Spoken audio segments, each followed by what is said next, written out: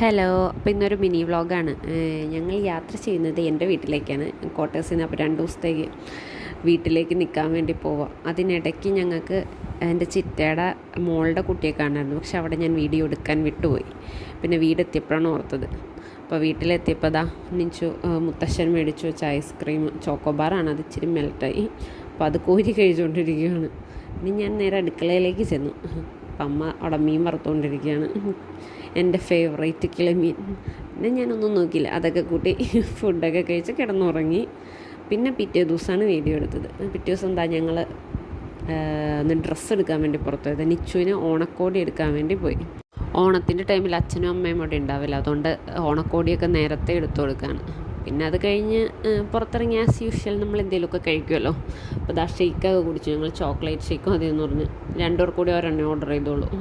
അതിനകത്തൊക്കെ കുടിച്ച് പിന്നെ ഞങ്ങൾക്ക് ഫാൻസി ഷോപ്പിൽ കയറണമായിരുന്നു. കുറച്ച് കുപ്പിവള അല്ലറ ചില്ലറ സാധനങ്ങളൊക്കെ എടുക്കും.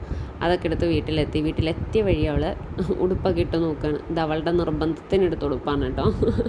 അവൾക്ക് ലോങ് സ്കേർട്ട് വേണമെന്ന് പറഞ്ഞിട്ട് അങ്ങനെ കറക്കാൻ വേണ്ടി അതൊക്കെ ഇട്ട് ഷോയൊക്കെ കാണിച്ചുകൊണ്ടിരിക്കുകയാണ്. പിന്നെ ഇതാണ് 2ാമത്തെ ഉടുപ്പ്.